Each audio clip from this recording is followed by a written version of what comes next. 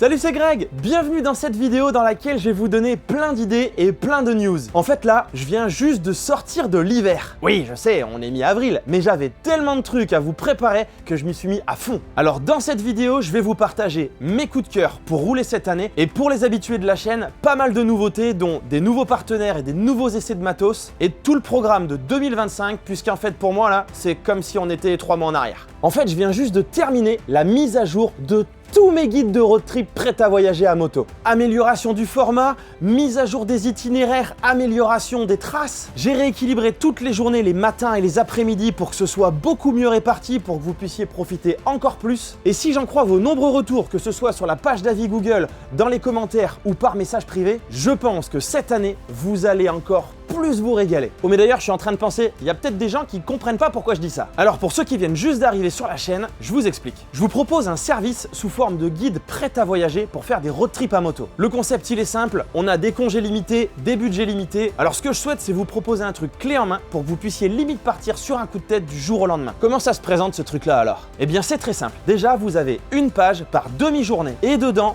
toutes les étapes sont décrites. Vous avez bien évidemment les distances et les timings entre chaque étape, mais vous avez aussi toutes les informations utiles, que ce soit pour faire le plein, ou faire la petite photo, ou boire un café, ou est-ce que ça va être magnifique, avec un petit peu des astuces de partout dedans, et puis évidemment, vous avez toutes les bonnes adresses qui vous sont proposées. Et à chaque fois, pour que ça puisse toucher monsieur tout le monde, puisque c'est ce que je veux faire sur cette chaîne, je vous propose différents types d'adresses, pour ceux qui veulent faire du camping, et pour ceux qui veulent du dur. Et bien évidemment, j'en mets plusieurs, comme ça, s'il y en a une qui est complète, ou en fermeture exceptionnelle, vous vous retrouvez pas le bec dans l'eau. Au final, ce qu'il vous reste à faire, juste passer un coup de fil ou deux pour savoir s'il y a de la place ce soir, et vous n'avez plus qu'à suivre le guide. Et bien évidemment, vous avez un fichier GPX par journée de voyage pour pouvoir mettre ça dans vos applis de navigation préférées ou dans vos GPS moto. Allez, je vous donne mon premier coup de cœur. Alors par contre, il n'y a pas d'ordre, hein. C'est le premier que je vous cite dans la vidéo, mais c'est pas forcément mon préféré parce que vous allez voir qu'ils sont tous tellement superbes qu'il serait difficile de les départager. J'aimerais vous parler de ce qui vient juste de se terminer en série sur ma chaîne, c'est l'Auvergne. D'après les retours des locaux que j'ai eus, le guide va vraiment vous emmener dans des endroits magnifiques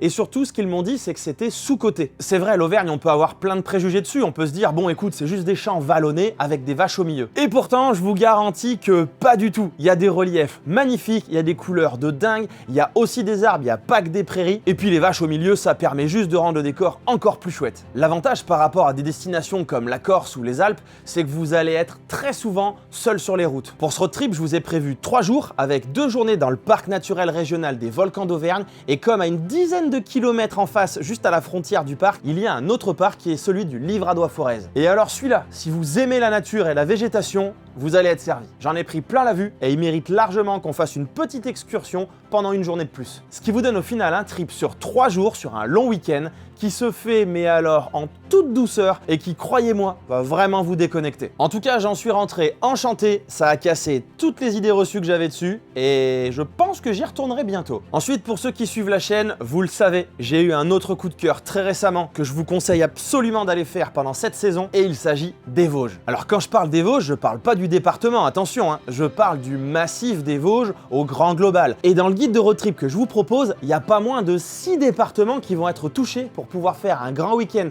de 3 jours aussi et profiter au maximum des cols, des décors, des reliefs, des petites vallées cachées, des routes secrètes et surtout des incroyables routes forestières comme les Vosges en ont vraiment le secret. Ça aussi pour moi c'est un road trip qui va vous déconnecter puisque vous allez manger un maximum de nature et de paysages incroyables, que ce soit dans les sous-bois couverts sans vue ou sur par exemple la fameuse route des Crêtes ou d'autres routes que j'ai pu trouver qui sont dégagées et qui sont quand même moins fréquentées que la route des Crêtes. Si je continue dans les coups de cœur récents, comment ne pas parler du road trip hivernal que nous sommes allés faire avec Tony en plein mois de janvier, et c'était la Corse. Alors vous allez être nombreux à me dire, oui bah ça va, la Corse on connaît, hein, les calanques de Piana, les aiguilles de Bavella, Bonifacio, le Cap Corse et plein d'autres routes sympas. Oui mais ça, ce sont les classiques. Et en Corse, il n'y a pas que les classiques. Le réseau routier, il est complètement dingue. Alors si on a un trail, c'est encore mieux parce que là, on va aller chercher les routes blanches, les routes complètement défoncées où on voit plus d'animaux que d'humains, mais où on en prend plein la vue. Et si vous n'avez pas d'autre choix que de poser vos congés en juillet-août, ce sera peut-être votre seule chance de rouler en Corse en étant seul au monde, même en pleine saison. T'es sûr de toi là? C'est sûr ce truc-là? Bah écoutez, vous savez ce que vous allez faire? Allez jeter un œil à la série, il y a 4 épisodes dessus,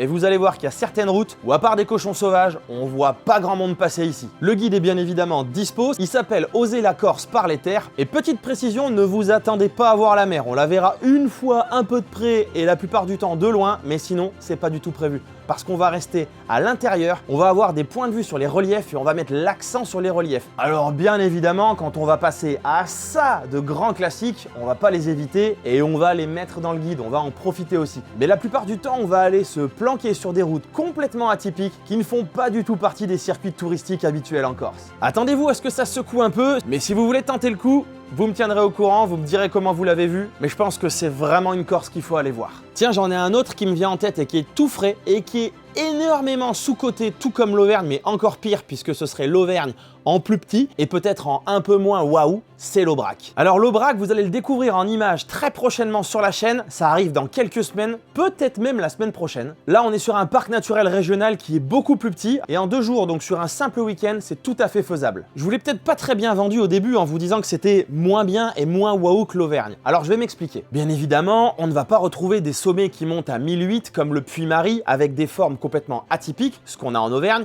et qui vous en met plein la vue. Ici, on va être beaucoup plus sur des vallons, mais sur des choses qu'on va pas retrouver ailleurs. C'est un peu la fin du massif des Grands Causses, ça fait penser parfois un peu à l'Auvergne, parfois aussi aux Cévennes, il y a des routes qui sont quand même très variées et des paysages qui sont différents. En fouillant un peu, je suis tombé sur des gorges complètement dingues, sur des petites routes sauvages, sur des points de vue à couper le souffle et j'ai trouvé dans ce road trip une particularité que je n'avais pas encore cernée sur tous les autres que j'ai déjà fait. Alors si vous le faites, je suis curieux de savoir si vous aurez vécu la même chose que moi, mais en fait c'est le genre de road trip où tout se déroule tranquillement. Il n'y a pas un virage traître. Il n'y a pas un virage en aveugle. En gros, vous n'êtes pas tout le temps comme ça hyper attentif à vous dire va falloir que je freine fort. Non, vous êtes sur votre bécane et vous faites ce qu'on dit les mots à la mode, vous cruisez, vous chillez. À traduire en français, ce serait tout simplement on est sur la moto, on enroule et on se détend. Et clairement ça, c'est vraiment en Aubrac que je l'ai le plus vécu. Et s'il n'y a pas forcément de paysage ultra waouh avec le point de vue archi immanquable, en fait ce qu'il y a, c'est que c'est beau tout le temps. Il n'y a pas besoin de ces pics de waouh quand c'est beau tout le temps, parce que vous baignez constamment dans un bien-être à moto. Et c'est ce qui pour moi a fait le charme de ce road trip et je vous souhaite de vivre la même chose. Alors bien évidemment, je pourrais rajouter tous les classiques habituels. Dans les best-sellers et dans les meilleurs retours que je vais retrouver sur mon site, il y en a 4 qui se tapent la bourre en permanence. Tiens, je serais curieux de savoir si vous auriez deviné lesquels si je ne vous l'avais pas dit. Allez, faites un jeu. Vous mettez la vidéo en pause et vous mettez juste un petit commentaire 1, 2, 3, 4 où vous mettez pour vous quelles sont les 4 destinations préférées des motards. On va retrouver, et ce depuis un bon moment, l'Ardèche, la Corse avec les classiques sur une semaine, les Cévennes et les Pyrénées. Bon, et puis si je veux enfoncer une porte ouverte, on va parler de la RGA, la route des Grandes Alpes. La RGA, tout le monde connaît. Le guide qui la concerne d'ailleurs à la base était mon guide de démonstration. Sauf qu'il avait une particularité qu'on ne voit nulle part ailleurs. Bah oui, une fois que vous êtes à Menton, en venant de Thonon, et que vous avez fait votre traversée de la route des Grandes Alpes, comment vous rentrez chez vous? Ah, il me parlait pas de la route Napoléon. Ça pour moi c'est un classique énorme.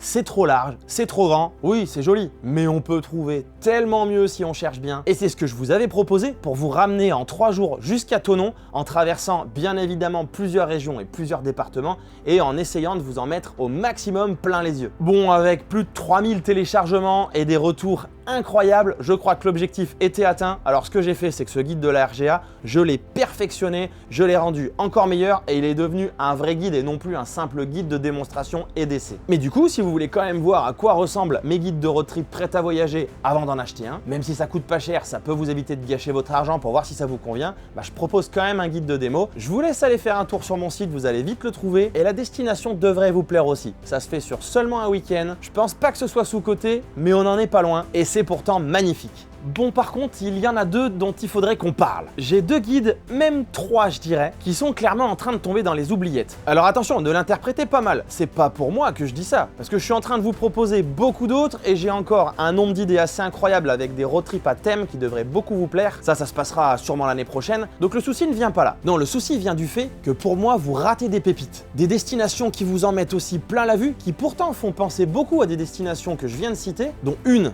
qui est une île et qui peut se faire exactement comme la Corse. Vous avez une idée de qui c'est? Eh bien, il s'agit tout simplement de la Sardaigne. La Sardaigne, c'est juste en dessous de la Corse. Si vous prenez Bonifacio, le point le plus au sud de la Corse, et que vous prenez Santa Teresa di Gallura, qui est tout au nord de la Sardaigne, eh bien, il y a une dizaine de kilomètres. 14, je crois. Il y avait même des mecs qui s'amusaient à le faire à la nage. Il y en a qui ont essayé. Ils ont eu des problèmes. Pour le côté technique, quand vous prenez un bateau, que ce soit à Marseille ou à Toulon pour aller en Corse, au départ du même port, avec les mêmes compagnies, vous avez la possibilité de vous retrouver pratiquement à la même heure à Porto Torres en Sardaigne. Et vous allez pouvoir découvrir une île qui est vraiment sympa. En plus, en Sardaigne, la bouffe est beaucoup moins chère. Alors les fervents défenseurs de la Corse me disent à chaque fois que c'est beaucoup plus joli que la Sardaigne. C'est en partie vrai. Mais il y a quelque chose qu'il faut bien comprendre, c'est que la Corse, c'est très concentré. Donc ce que j'aime à dire à chaque fois, c'est que toutes les pépites sont les unes derrière les autres. En gros, on n'a jamais le temps de souffler tellement on en prend plein la vue. La Sardaigne étant bien plus grande, c'est beaucoup plus étalé et les pépites sont donc un peu plus éloignées avec quelques routes de liaison. Mais pour autant, ce sont de nouveaux paysages à découvrir, c'est une nouvelle aventure à vivre et franchement, c'est pas moche du tout. Alors si vous voulez mettre ça dans votre liste ou dans un coin de votre tête, allez voir les vidéos qui datent d'il y a un petit moment sur ma chaîne, peut-être 2 ans et demi, 3 ans, mais je pense que ça vous donnera envie d'y aller. La deuxième destination que j'avais en tête qui tombe complètement dans l'oubli, c'est l'Irlande. Et après avoir mené ma petite enquête auprès d'une bonne partie d'entre vous, j'ai réussi à comprendre pourquoi. Si je vous dis Irlande, vous vous mettez en tête, la pluie et le mauvais temps. Alors oui, c'est vrai, ça va être difficile de vous donner complètement tort sur ce coup-là. Mais vous savez quoi? Il y a quand même pas mal d'exceptions. Par exemple, en avril dernier et jusqu'au pont de mai, quand il flottait partout en France et que tout le monde avait posé ses congés sur les ponts, avec des road trips pas mal gâché par la pluie. Et pendant ce même temps, je recevais des messages et des photos de certains qui étaient partis avec mon guide en Irlande et qui étaient en train d'en prendre plein la vue sous des paysages ensoleillés. Et si vous êtes dans la moitié sud de la France, aller prendre un ferry pour la Corse ou la Sardaigne, ça vous paraît le plus évident. Mais si vous êtes dans l'autre moitié, montez à Cherbourg et prendre un ferry pour partir en Irlande. C'est la même chose. Oui, peut-être que vous risquez de prendre la pluie, mais vous allez peut-être pas la prendre tout le temps. Vous savez, là-bas, il fait jour 3 fois par jour et il pleut 6 fois par jour. Il y a peut-être un truc pas logique dans ce que je viens de dire, non ? Bon, passons. Ça vous laisse en tout cas beaucoup d'opportunités et de chances d'être complètement dépaysé avec des paysages qu'on va retrouver uniquement dans ces îles là-haut. Pour ma part, ça va bientôt faire 2 ans que j'y suis allé et j'ai toujours pas oublié. Et franchement, il y a un goût de reviens-y. Ou plutôt de voir quelque chose juste à côté mais légèrement différent, comme l'Écosse. Mais ça, c'est pour plus tard. Et la troisième destination à laquelle je pense qui est vraiment très peu téléchargée sur mon site, en grande partie parce que c'est un peu plus loin et que ça vous demande quasiment 2 semaines de vacances, il s'agit des Picos de Europa. Mais qu'est-ce que c'est que ce truc-là? Eh bien, pour ceux qui, comme moi à l'époque, pensaient que l'Espagne, c'est plat et sec de partout, pas du tout. Et oui, si on part dans les Asturies, donc tout à l'ouest de l'Espagne et au nord, et si on va aussi dans les régions alentours comme la Cantabrie, on va en prendre plein la vue avec des montagnes magnifiques. Alors il y a plusieurs parcs naturels régionaux là-bas, mais il y en a un qu'il ne faut absolument pas manquer dans sa vie de motard et ce sont les Picos de Europa. Alors ce guide va devoir vous faire sauter les Pyrénées, mais surtout il va vous emmener au passage, puisque c'est presque en plein milieu du chemin, dans le désert des Bardenas. Ça peut permettre de faire 3 choses en une. Vous comptez environ 10-12 jours pour pouvoir le faire, ça va dépendre du temps de liaison que vous mettez pour rentrer et sortir du guide, mais croyez-moi, vous allez revenir avec des images plein la tête et un bonheur de rouler là-bas qui est assez énorme. Bon, et puis l'Espagne, on va pas se mentir, on mange super bien pour vraiment pas cher. Il y a du soleil de partout dans les paysages et même dans les gens. Alors c'est peut-être aussi à mettre sur votre liste. Alors ça, c'était pour vous mettre en tête quelques idées de road trip pour 2025. Maintenant, surtout pour les abonnés de la chaîne, je vais vous donner des nouvelles. On va par exemple parler de ça. Et oui, après pratiquement 3 années sur la chaîne, et même avant que je fasse cette chaîne, mais au moins 3 années avec vous, avec du matos de chez Furigan pour mon équipement, j'avais envie d'essayer de voir autre chose pour pouvoir répondre à vos nombreuses questions et pour pouvoir ouvrir mon panel de connaissances. Alors comment est-ce que j'ai fait mon choix? Parce que des marques, il y en a un nombre assez incroyable. Eh bien, j'avais plusieurs critères importants pour moi. Vous le savez, j'aime bien dire que moi je veux proposer des choses pour monsieur tout le monde. Et surtout, que j'aime en avoir pour mon argent avec un bon rapport qualité-prix. Il était donc évidemment important pour moi de trouver une marque qui ne soit pas excessivement chère. Très certainement, en négociant et en proposant un projet complet à des grandes marques, les plus connues et les plus chères, et celles qui sont donc le plus haut de gamme, j'aurais certainement pu obtenir quelque chose. Mais c'est pas ce qui colle à mon idée. Et puis surtout, c'est pas ce qui colle à mon budget. Très honnêtement, si c'était du matériel que je devais m'acheter moi-même, ça me ferait un sacré trou au portefeuille. Alors attention, j'enlève pas du tout les qualités de ces marques, mais pour rester en adéquation avec mes idées, c'était important pour moi d'aller chercher une marque qui soit dans l'équivalent de ce que j'avais avant. Ah oui, et aussi dans l'idée, je voulais une marque avec une vraie gamme aventure complète, en tout cas une gamme pour le road trip, en dehors de la gamme cuir, et si possible, avec des coloris vraiment sympas. si vous voyez ce que je veux dire. Et c'est donc pour cette raison que j'ai été séduit par la gamme de chez Tour. Ça s'écrit T.UR mais ça se dit Tour. Mais alors, d'où est-ce que ça vient? Eh bien Tour, c'est une marque italienne qui propose, vous allez le voir, une vraie belle gamme aventure. Et vous allez voir que ça va concerner tout le panel complet, que ce soit blouson, pantalon, gants, airbag et même les bottes, on en parle juste après. Pour 2025, je travaille donc en partenariat avec eux, je vais pouvoir essayer différents produits de la gamme et pouvoir vous faire un retour. Pour ceux qui me connaissent, chez moi, il n'y a pas de langue de bois. Donc si ça me convient pas, eh ben, je vous le dirai. Mais ça permettrait aussi de leur faire des retours s'ils doivent améliorer leurs produits. Et dans le pire des cas, si j'ai pas envie d'être désagréable, je peux tout simplement arrêter de travailler avec eux et repartir sur autre chose. Mais pour le moment, du peu que j'ai vu, on est très loin de ça. Ah oui, et avant que je vous en parle un peu plus, une précision ultra importante pour vous. Dans ce partenariat, Tour joue le jeu à fond et ils vous permettent d'avoir une remise de 20% sur tout le site du groupe Mandeli, que ce soit donc sur les équipements, mais que ce soit aussi sur les bottes dont on va parler et même je crois sur tout le reste. Alors pour le code, on a fait très simple, c'est Greg20 à utiliser sur tout leur site internet et je vous le remarque en dessous de la vidéo aussi dans la description. Et dernière précision, c'est vraiment un avantage qu'ils vous font à vous. Moi, je ne gagne rien dessus, ce n'est pas de l'affiliation. Pourquoi est-ce que j'ai deux versions de vestes? Alors c'est très simple, dans les nombreuses questions que vous avez sur l'équipement, vous me demandez à chaque fois s'il est trop chaud ou s'il n'est pas assez chaud, s'il est bien aéré et plein d'autres caractéristiques. Et généralement ça, dans une seule veste, c'est assez compliqué à tout combiner. Alors c'est pour ça que j'ai demandé de pouvoir tester deux versions. On a ici la Transfer qui est ultra aéré.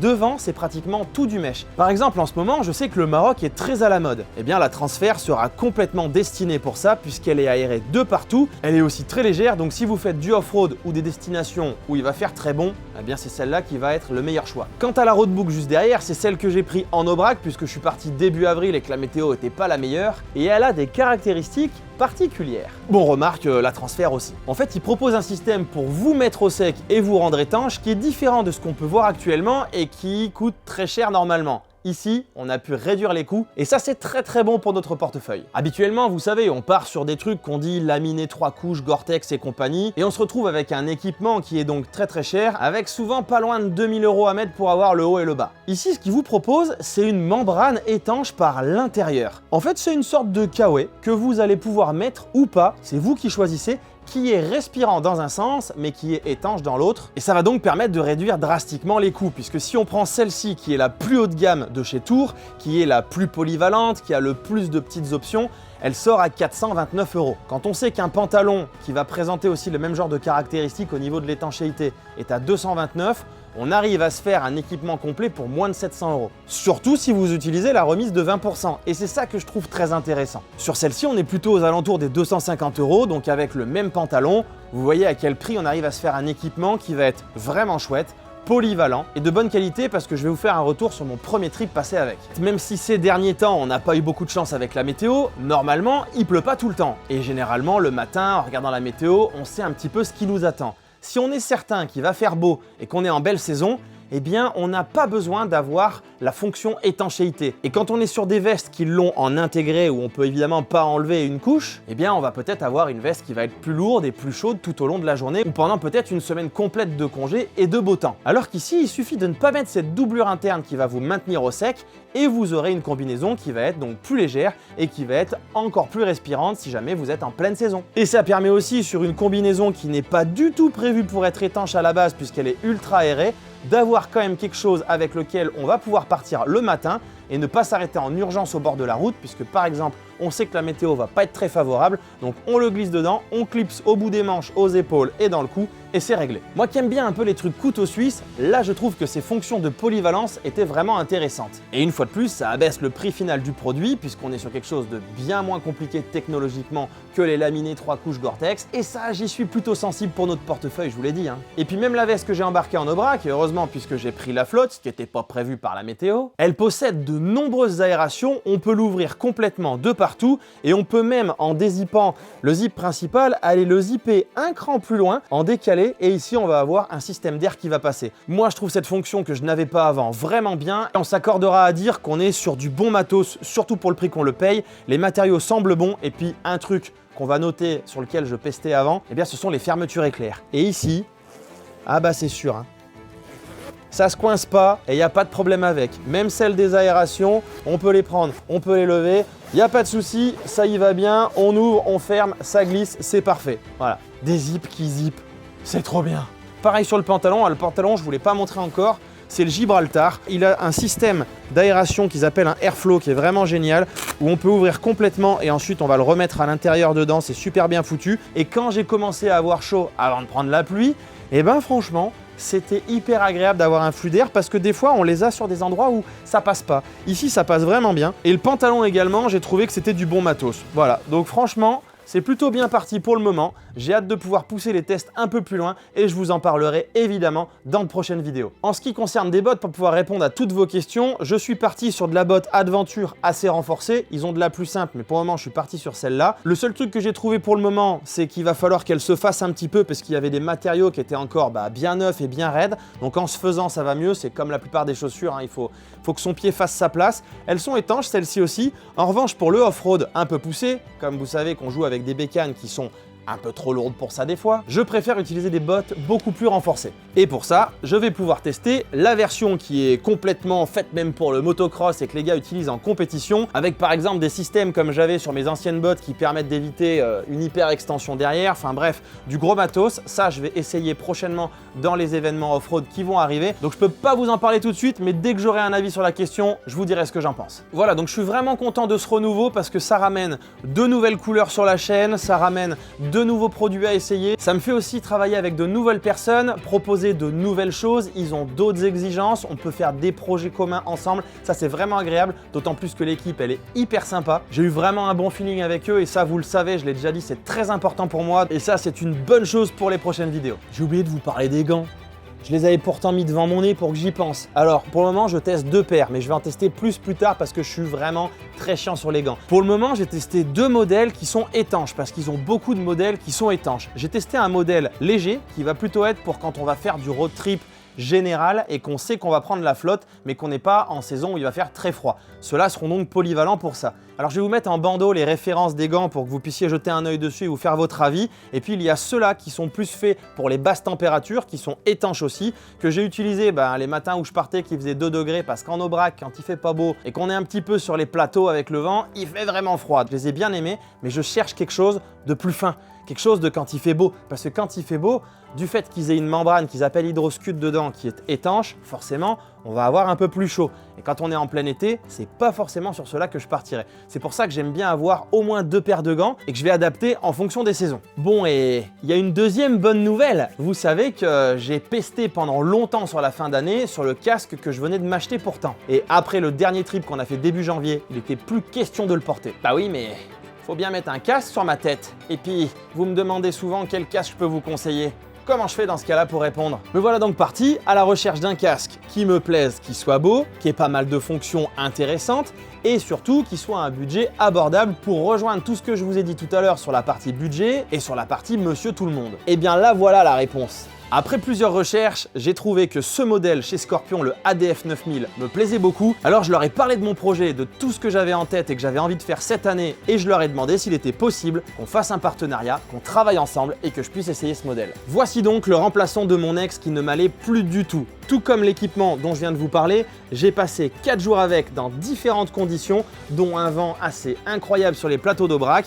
En tout, j'ai dû faire 8 ou 900 km et ce qu'il en ressort, c'est que ce casque me va très très bien. Pour ceux qui dans les commentaires m'avaient dit qu'ils aimaient l'ancien parce qu'ils avaient le même pour son design, honnêtement, on va pas se mentir, celui-ci a un design, je les ai eus pendant quelques temps l'un à côté de l'autre avant de virer l'autre, honnêtement, je le trouve vraiment bien fait. Il est juste magnifique. J'adore la forme de la visière, la casquette est bien faite, les angles du casque, le design, tout, super. Pour vous en parler rapidement, au niveau équipement, on a bien évidemment le pinlock qui est fourni avec, ça c'est un indispensable pour moi, d'ailleurs je roule tout le temps avec. On a la visière solaire intégrée, on a les pompes, vous savez Scorpion propose ça à chaque fois, qui vous permet si jamais les mousses se tassent ou que vous voulez réajuster le casque, que vous êtes entre 2 tailles, de pouvoir le mettre à votre tête. J'ai réussi à intégrer mes haut-parleurs, il y a la découpe pour pouvoir mettre l'intercom dedans. Bon, bien évidemment, il est aux dernières normes, je crois que c'est ECE 2206, je vais vous la marquer. Et le poids suit évidemment cette norme puisqu'ils ont tous pris beaucoup de poids. On est dans les mêmes poids, mais je vais vous remettre la valeur exacte parce que je ne l'ai plus en tête. Au niveau insonorisation, alors, je ne suis pas le bon client,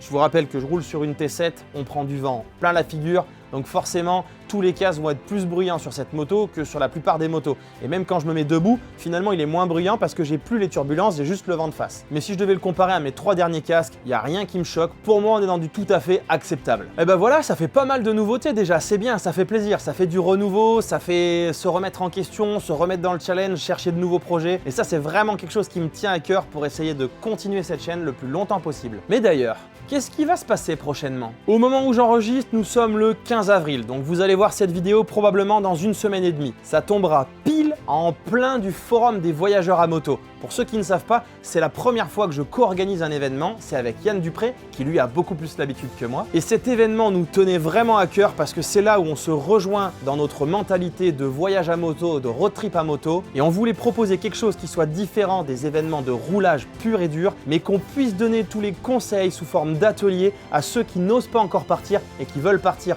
soit en simple road trip, soit en grand voyage. Nous sommes ravis parce que cet événement a été complet en moins de 2 mois. On a bloqué les inscriptions à 80 personnes parce qu'on voulait proposer quelque chose de qualité et non pas quelque chose où on se fasse dépasser. Alors, il y aura des vidéos dessus bien évidemment. On vous le fera vivre au travers d'Instagram avec des stories. Et puis vous verrez ça certainement dans la presse. Vous pourrez avoir un compte rendu dessus puisque normalement le sujet sera couvert dans des magazines. Juste après, on attaque avec les Trail Bivouac. Qu'est-ce que c'est que ce truc? C'est la première fois que Trail Adventure Magazine organise cet événement. Vous savez que là, ça va faire la 10e année des Trail Adventure Days où on va rouler pendant 2 jours sur des traces complètement dingues en tout terrain. Et bien ici, il propose pour la première fois un concept différent où on va rouler aussi avec le même genre de niveau de difficulté, 100% route, un peu off-road, moyen off-road, beaucoup off-road. Mais là, nous serons encadrés par groupe de 10 avec des moniteurs diplômés qui vont vous aider à vous monter aussi vers le haut, à vous montrer comment on va passer certains passages plus délicats, comment on va se positionner sur la moto par exemple. Ils vont vraiment vous tenir par la main pour vous élever si vous voulez soit essayer pour la première fois le off-road, soit si vous voulez vous perfectionner et prendre un niveau un petit peu au-dessus de ce que vous avez l'habitude de faire. Le tout, d'où son nom Trail Bivouac, se fera avec des bivouacs, mais là aussi, comme on va viser un public qui est plutôt débutant, on va faire des bivouacs aménagés. Donc on sera quand même tout confort, il suffira d'amener notre tente et un petit peu de matos, mais la bouffe c'est géré, il y aura des sanitaires à chaque fois. Donc on va être vraiment, vous savez, sur la mise sur les rails de ceux qui veulent se lancer dans le road trip en mode vraiment bivouac et autonomie, mais qui ont besoin encore de cette petite étincelle pour que la flamme prenne complètement. Deuxième moitié de mai, il faut absolument que j'aille filmer le Jura, je n'ai toujours pas pu le filmer, donc je me suis mis 2 options. Il faut absolument qu'une des 2 dernières semaines de mai, on ait au moins 3 jours de soleil pour que je puisse aller capturer des images qui mettent en valeur cette région et vous montrer ce que vous pouvez découvrir avec mon guide sur le Jura et sur le Doubs qui se trouve juste à côté. J'ai combiné les deux. Ensuite, on arrive au mois de juin. Vu les bons retours que vous me faites sur le guide qui existe actuellement pour traverser les Pyrénées en 4 jours, mais sans le retour, eh bien cette fois-ci, j'ai décidé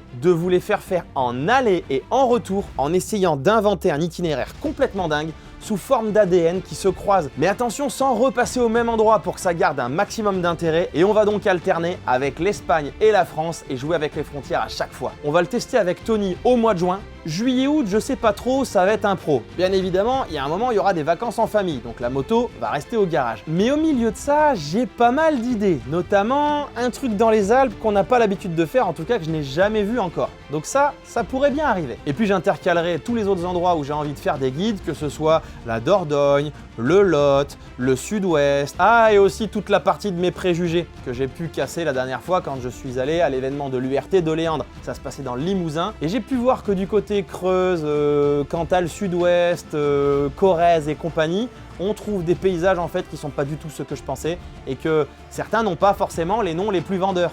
Quand on dit viens rouler dans la Creuse, ça donne peut-être pas envie.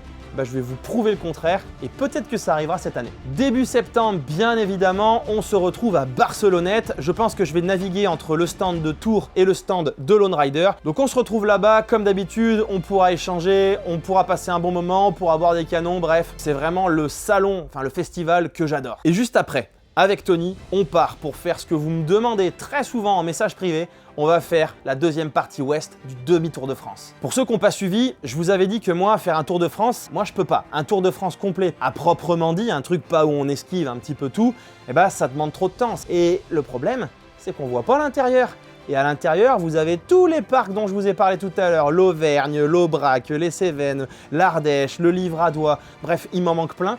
on les rate. C'est quand même dommage, non? C'est comme ça que j'ai eu l'idée de faire 2 demi-tours de France et de couper la France en verticale, ce qui permet à chaque fois de faire l'intérieur et de le faire 2 fois de manière différente. Et puis sur la fin d'année, je ferai comme cette année, je profiterai au maximum d'une belle météo pour essayer de filmer encore plus de guides et peut-être déjà rentrer dans mes idées de 2026. Et ça, je vous en parlerai prochainement parce qu'il y a une partie de mes idées pour lesquelles je vais avoir besoin de vous et vous serez acteur de ces idées. Allez, on se donne donc rendez-vous prochainement en Aubrac et pour ceux qui ont testé certains de mes guides, je vous rappelle que j'ai fait une page d'avis Google. Vous allez sur Google Maps, vous tapez les apprentis voyageurs, vous allez la trouver et vous êtes déjà une bonne centaine à avoir partagé vos retours et même parfois à mettre les photos. Ça, j'adore, ça me permet de vous voir en train d'essayer les services que je vous propose et ça me fait vraiment plaisir quand vous passez de bonnes vacances. Alors n'hésitez pas à le faire aussi si vous avez pu tester ces guides et on se dit à bientôt dans la prochaine vidéo. Bye bye!